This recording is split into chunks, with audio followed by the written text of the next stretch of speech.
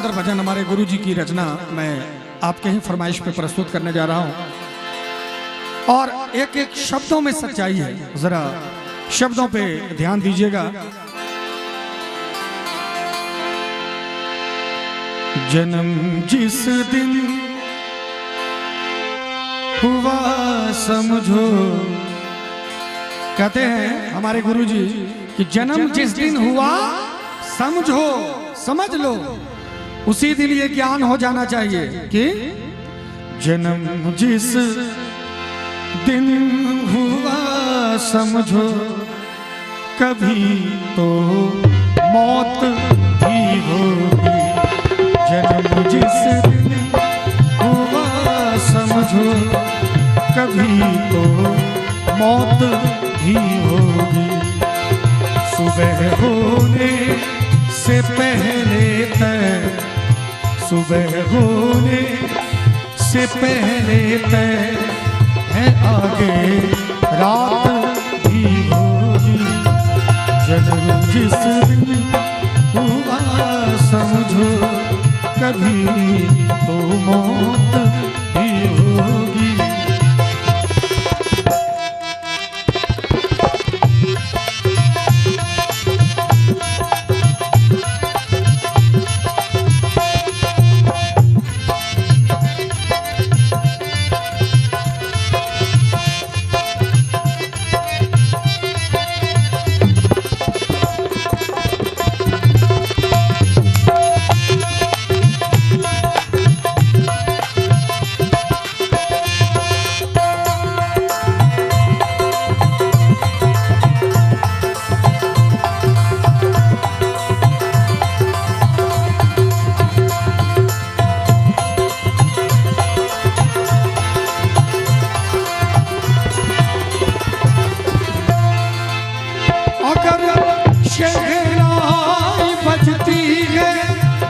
किसी के जन्म होने पर,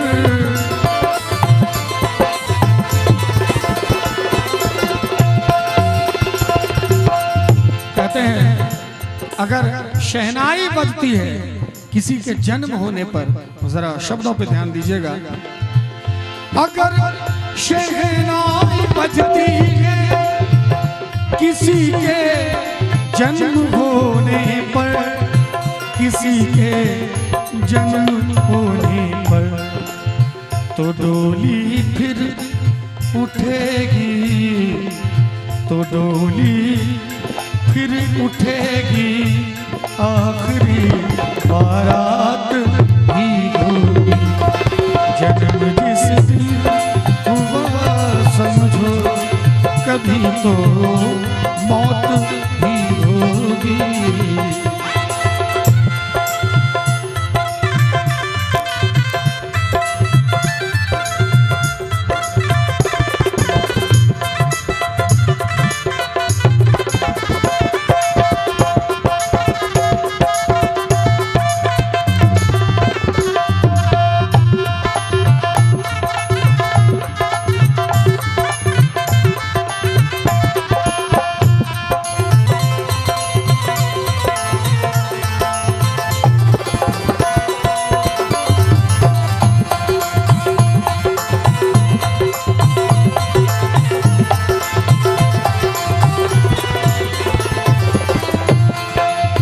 इसीलिए मैंने पहले भी कहा कि जितने बालक यहाँ पर उपस्थित हैं, अभी से ऐसा नहीं कि झोला उठा के जंगल चले जाना है, ये नहीं।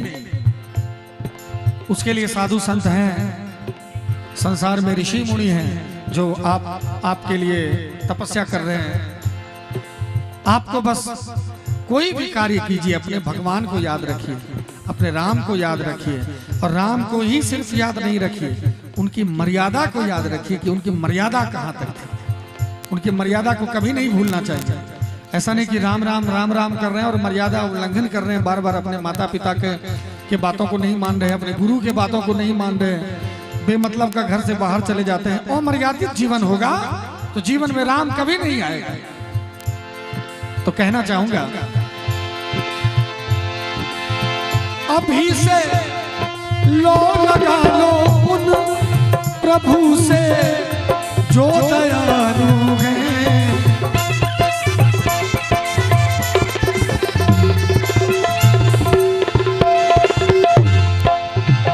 अभी से लो लगा लो उन प्रभु से जो दयालु हैं, प्रभु से जो दयालु हैं।